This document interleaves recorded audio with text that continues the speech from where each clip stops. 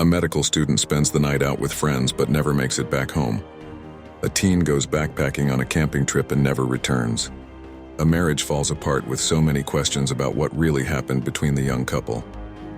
In this video, we'll be looking at the disturbing disappearances of Brian Shaffer, Maureen Kelly, and Susan Powell. These are some people who vanished without a trace. What happened to them? Let's find out. But before we jump in, some of the details in these stories are disturbing and may not be suitable for all audiences, so viewer discretion is strongly advised. As always, remember to hit the like button, share the video, subscribe to the channel, and turn on post notifications to stay up to date with the channel.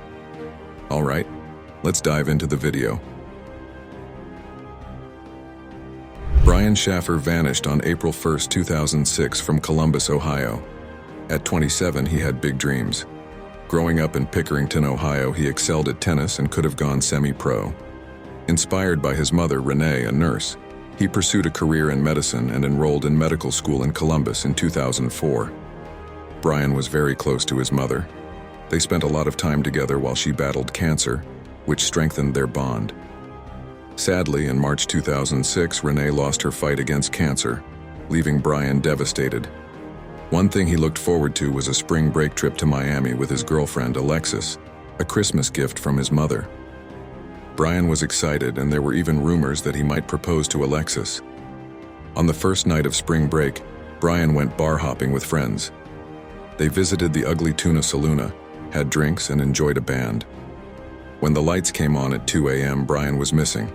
His friends called him, checked the bathroom, and eventually assumed he had walked home alone. They left without him. The next day, Alexis couldn't reach Brian and called his father, Randy.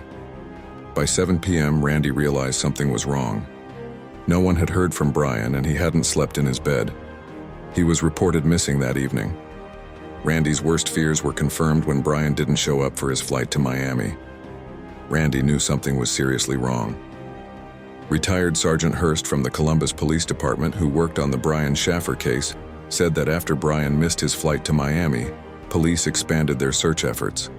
They checked airlines to confirm he hadn't taken the flight without his girlfriend. They learned Brian had been with his friend Clint Florence at the Ugly Tuna Saloon. Detectives focused on the bar. Surveillance video showed Brian just before he disappeared. They saw him enter the bar with his friends, talking and smiling. The last footage showed Brian talking to two women before re-entering the bar just before 2 a.m. Then he vanished from the cameras. They checked all exits, but Brian was never seen leaving. The only possible escape route was a back door in a construction zone. But why would he sneak away? He had no reason to disappear. Brian's friends were baffled. We learned that Clint and Brian had argued inside the bar. Clint refused a polygraph test after consulting an attorney. Without more evidence, police couldn't pursue Clint as a suspect. Instead, they focused on finding Brian. They worked with the cell phone company, but technology back then wasn't as advanced as today. The last signal was around 2:10 a.m. when Clint texted Brian asking where he was. They used search dogs and the dive team to check the Olentangy River. Every lead was pursued, but nothing panned out. 6 months later, a new lead emerged. Alexis called Brian's phone daily, and it always went to voicemail. But in September 2006, the phone rang. It was likely a glitch, but it gave the family hope. Brian Shaffer disappeared in April 2006 and hasn't been seen since. 2 years later, tragedy struck again. A severe storm caused high winds, and the next morning, the detective received a call. Randy had been killed by a fallen tree. Randy died with so many questions about his son. Brian's remaining loved ones continue searching for answers. He has a brother, a sister-in-law, a nephew, and friends who still care deeply about him. The family didn't indicate that he was depressed or likely to do something drastic. We have to hope Brian is alive. The only other option is grim. Maybe Brian left everything behind to start over, but why and where would he go? He was on the path to becoming a doctor, but some speculated it wasn't his dream. It was his parents' dream. We've heard he wanted to go to Florida and be a beach bum. He once wrote he'd rather be on a beach smoking with Bob Marley. Was he joking, or was that his true desire? If he did take off, why? And if it was suicide, why? Those close to Brian have a different theory. Randy never believed Brian walked away. He felt Brian was met with foul play. If that's true, someone knows something. But if you thought that story was heartbreaking to hear, then you're not prepared for what happened to this next girl. Camping or hiking can be rewarding and relaxing, but also dangerous. Wild animals, sudden temperature drops, or getting lost are risks. It's essential to be prepared, but even the most prepared people can still be bested by unforeseen circumstances. Maureen Kelly was no exception. In 2013, Maureen Kelly, known as Anu, was 19 years old. She was born and raised in Vancouver, Washington by her mother. Anu's early life is largely a mystery, but we know she was of Pacific Islander descent. Anu attended Lewis and Clark High School in Spokane, Washington, where she made many friends. Her hometown of Vancouver was one of the top 10% most unsafe areas in the country. Growing up surrounded by crime likely influenced Anu's personality and lifestyle.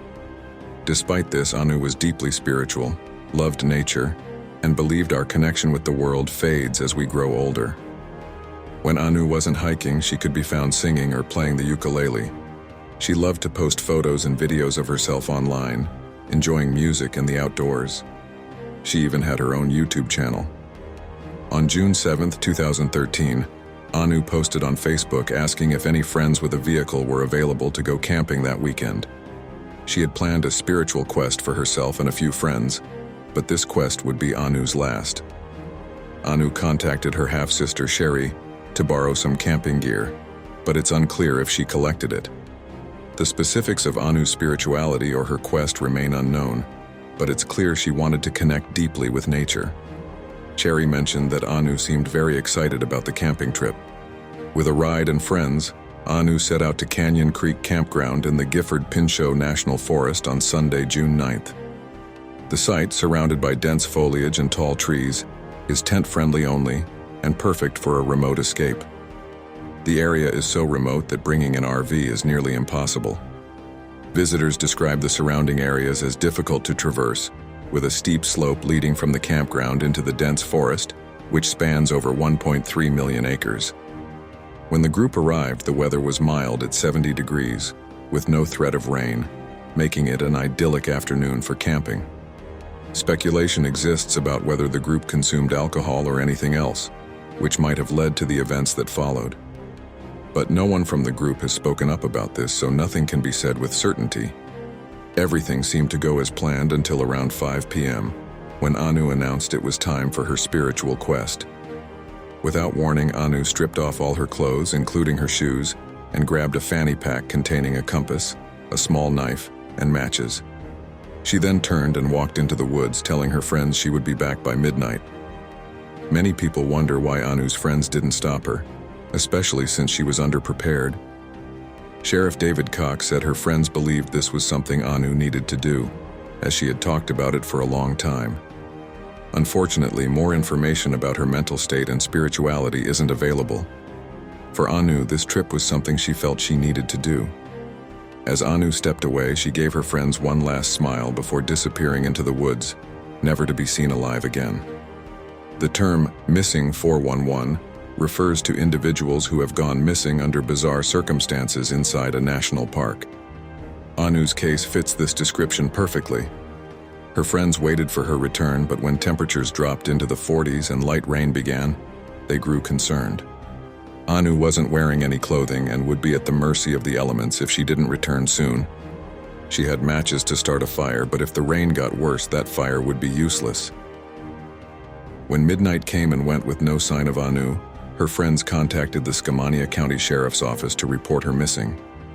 A search party was quickly organized, and detectives felt hopeful when they discovered bare footprints near the campsite, estimated to be Anu's size. The footprints led to Canyon Creek, which she had seemingly crossed without problems.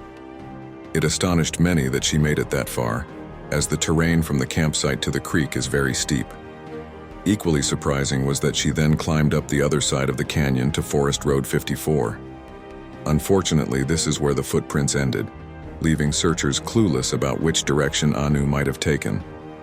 There were no signs of a struggle, no clues, no evidence, nothing. It was like she had just disappeared. Pacific Crest search dogs were brought in but couldn't pick up Anu's scent. At one point, searchers considered using helicopters, but thick cloud cover made this impossible. Despite their efforts, searchers found no trace of Anu and had to suspend the search when it got dark to avoid endangering more lives. They resumed searching the next morning but again found no clues. Anu's family and friends feared the worst. She had been nude in the wilderness for days, with temperatures dropping multiple times and rain and mud making conditions dire. Oddly, the search was called off after just 2 days, a very short time for a missing person investigation. Anu's family and friends launched an urgent appeal through the media, begging for the search to continue. The search resumed that week, but the initial decision to suspend it wasted crucial time. Considering Anu had no food, no water, and no shelter, it's baffling how the search could have been called off so soon. Some searchers noted the brush was so thick they could walk right past someone lying on the ground without noticing them. They feared the chances of finding Anu after she had been in the elements for nearly a week were slim to none. This is an old-growth forest, so the undergrowth is substantial. Anu's family and friends waited, hoping and praying for news. 6 days later, they received news, but it wasn't what they hoped for. On June 15th, 6 days after her disappearance, Anu's friends and family were informed that the search was officially called off. Not a single trace of her was found, and authorities presumed she had succumbed to hypothermia due to the low nighttime temperatures. Anu was presumed deceased. 11 years later, no trace of Anu has ever been found.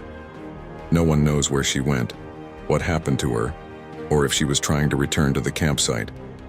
Those close to the case have their theories, and some make more sense than others. This isn't a typical missing 411 case with theories of alien abductions. The most likely scenario is that Anu lost her way in the forest. Without clothing or supplies, she had to bunker down for the night, planning to continue in the morning. The low temperatures and rain likely led to hypothermia in her sleep. If this were the case, it's possible animals took her remains, leaving nothing for rescue workers to find. Another theory involves Forest Road 54, where Anu's footprints ended. It's speculated she either followed the road or was picked up by someone. Some suggest Anu planned to be picked up, starting a new life. However, no one close to her believes she wanted to disappear in such an unorthodox way. Another theory is that she was taken against her will, but investigators don't suspect foul play. The search dogs losing her scent at the road supports the theory she was picked up. Not everyone believes Anu is dead. A friend, Yasmin, mentioned the possibility that Anu wandered into the forest with no intention of returning. Given Anu's loving character, it seems more likely she would have contacted her loved ones if she were alive. But neither Anu nor Brian's disappearances were as tragic as what happened with this next couple. Josh Powell and Susan Cox's story began like many others. A young couple fell in love and married in 2001. They moved to West Valley City, Utah, and had 2 boys, Charlie and Braden. Everything seemed perfect at first, but cracks began to show. People noticed red flags about Josh, describing him as domineering. Susan confided in friends about their fights and wished for counseling. In a letter dated June 28, 2008, Susan revealed she no longer trusted Josh and warned that if something happened to her, it might not be an accident. In July 2008, Susan recorded an eerie video documenting everything in case something happened to her or her family. On December 6, 2009, after church and spending time with a neighbor, Susan decided to nap. Josh claimed he and the boys went sledding. That was the last time anyone outside the house saw Susan. When Charlie and Braden weren't dropped off at daycare, police were contacted. They found the Powell home empty, with evidence of a blood cleanup, fans drying the area, and Susan's belongings inside. A few hours later, Josh and the boys returned home, claiming they had gone camping despite the cold temperatures. When questioned, Josh insisted he didn't know where Susan was, but young Charlie mentioned Susan had gone with them on the trip, but didn't return, raising many questions. Investigators searched the desert but found no evidence of Susan. A mine 30 miles away had been doused in gasoline and set on fire. Josh allegedly told a colleague that a mine shaft was the best place to dispose of a body. Police suspected Josh's brother, Michael, might have helped dispose of Susan's remains. A cadaver dog detected human decomposition in Michael's trunk, but further tests were inconclusive. In 2013, Michael committed suicide. Josh's father, Susan Powell, was also disturbing. Obsessed with Susan, he was arrested for voyeurism and possession of CP in 2011. In a recorded conversation, Stephen professed his love to Susan, who reminded him she was married to his son. After Susan went missing, Josh and the boys lived with Stephen in Washington, against Susan's wishes. Despite suspicions and evidence, Josh remained free. Susan's body has still not been recovered. In 2012, the story took a shocking turn. Josh, under investigation, was ordered to take a psychosexual evaluation and polygraph test. Feeling the pressure, Josh made a horrifying decision. During a supervised visit with his sons, he locked the social worker out of his house and set it on fire. Josh, Charlie, and Braden died from carbon monoxide poisoning, and injuries indicated Josh attacked the boys with a hatchet before the explosion. But I think I need help right away. He's on a very short lease with DSHS, and CPS has been involved. And this is the craziest thing. He looked right at me and closed the door. And I'd like to pull out of the driveway because I smell gasoline and he won't let me in. This could be life-threatening. He went to court on Wednesday and he didn't get his kids back. And this is really, I'm afraid for their lives. He blew up the house and the kids. He slammed the door in my face. So I kept knocking. I thought it was a mistake. Kids were one step ahead of me. They're 5 and 7. They were one step ahead of me and he slammed the door in my face. The social worker's 911 call was mishandled, delaying the response. The dispatcher was reprimanded, but the damage was done. Susan's parents, Chuck and Judy Cox, had fought to keep the boys away from Josh, fearing for their safety. Their fears were tragically validated. In the aftermath, focus shifted to Washington's Department of Social and Health Services, and whether the tragedy could have been prevented. The Coxes filed a wrongful death lawsuit against DSHS, arguing the agency could have saved their grandkids. A jury awarded them $98 million, though a judge later reduced it to $32 million. The legal battle continues, but procedural changes are expected. With Josh, Stephen, and Michael Powell all deceased, the mystery of Susan's disappearance remains unsolved. Susan's family continues to seek answers and justice. Each of these cases is filled with unanswered questions and heart-wrenching mysteries that continue to haunt their loved ones. What really happened to them? While we may never know, their stories remind us of the fragility of life and the importance of staying vigilant. If you have made it this far, thank you so much for watching. This is a part 2 of the Disturbing Disappearances series. So, if you enjoyed the video, please check out part 1, or check out these videos on the screen now. If you have a topic suggestion, please send it to the email in the description, and as always, remember to like, comment, share the video, and subscribe to our channel. I will see you in the next one.